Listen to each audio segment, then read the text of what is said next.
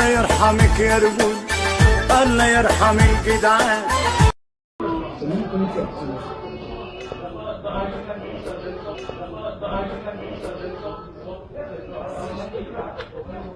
بصوا يا جماعه،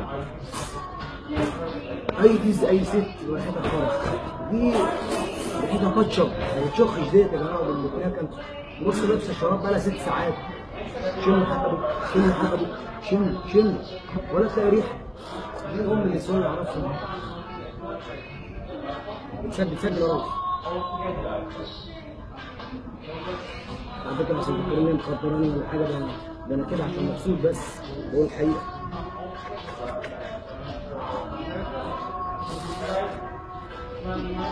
واحد يسألني الله يرحمك يا رجول، الله يرحم الجدعان. دلوقتي كل يا جماعه الناس طلعت وقالت بتاعت الصغير ازاي واحده سكرانه وشاربه وشاربه وشاربه وشاربه وشاربه وشاربه وانت هتروح تتحايل على الظابط يطلعها.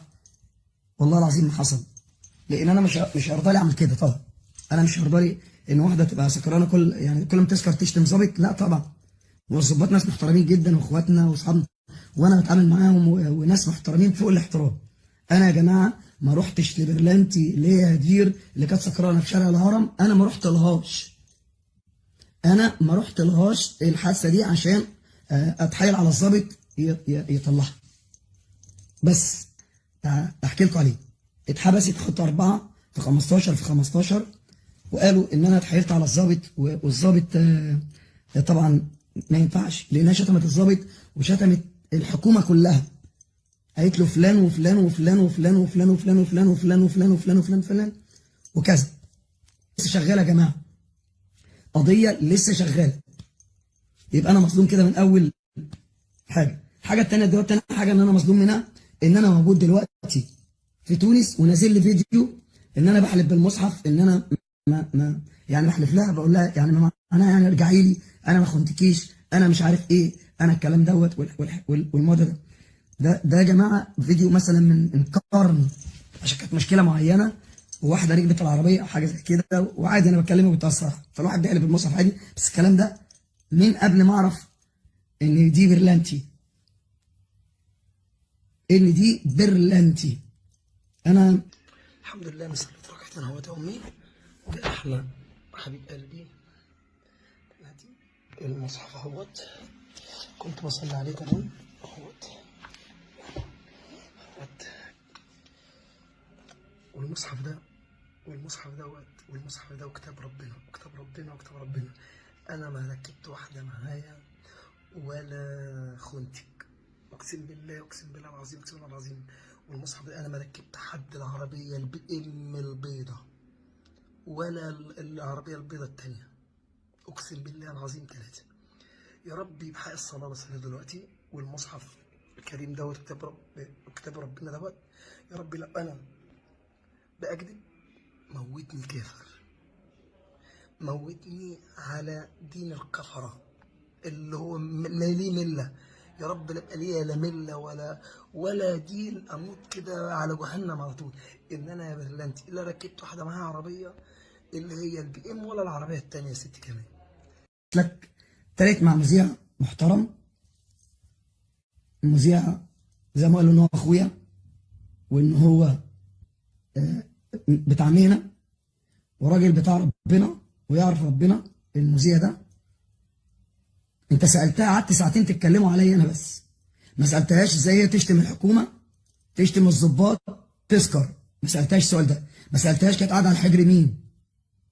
انت ما سالتهاش، انت بعت لها رساله بس وقلت لها ايه بص انا مش عايز انزل كذا وانت قاعده على رجل كذا عشان انت اختي.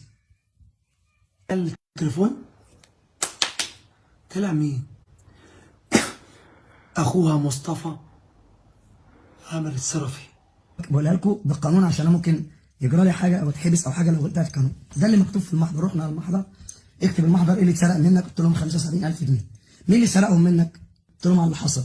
حاجه والدتها فتحت الباب ولعبت في حاجات كده، بقول لها بتعملي ايه؟ قالت لي ايه؟ باخد حاجه بنتي. قلت في برنامج ان الحاجه ام برلانتي فتحت العربيه ورا، فتحت الباب وقعدت 5 دقايق دقيقتين، مفيش واحد يفتح دقيقتين يسرق فلوس وبتاع. دي مش محتاجه حاجه، مش محتاجه. انا عشان خاطر ربنا ما يدخليش النار، ولو خدت ده حقها، بس عمرها في حياتي ما طلبت مني فلوس. في خطوبة. في ايه؟ خطوبة. في خطوبه؟ راحه معزومه على خطوبه يعني؟ لا امال أنا. إيه؟ انت في خطوبه ليك انت؟ هو انتوا اتطلقتوا؟ طبعا اتطلقنا، ما هي المشكلة الأخيرة دي كان فيها طلاق. لا ما صباح العسل. طب في ممكن حد يقول لك أنت قلت إن أنا كنت مراتك عرفي مثلا. عرفي متسجله في الشهر العقاري. يعني ايه عرفي؟ والعرف ده حرام؟ دي برد. ماشي يبقى انت غير قصدي. يعني ايه عرفي؟ عرفي متسجل في الشهر العقاري، ختم نسر، ختم محامي، ختم الاستاذ عبد الرازق. صباح العسل. وحياتي وعمري وقلبي. عرفي يعني ليك حق عليا، وانت حياتي وانت عمري وانت حياتي. اوعى وشك. وعلى فكره هو حد يفكر ان انا كده بتكلم وانا في منتهى القوى العقليه. ممكن تقولي كنت مش عارفة شارب حاجة أصفر حاجة أخضر. لا مكتفاني. أنا عندي باردة أصلا مش قادرة. على فكره جايبه لي الترنج ده هديه. ده بتاعك أصلا أنت. لا بقول لك انا جبت ده عشان تلبسيه. لغايه ما اموت تفتكروني مش هتجوز رسمه اللي هي الست اللي ما بتنزلش من البيت. مش هقول اكتر من كده.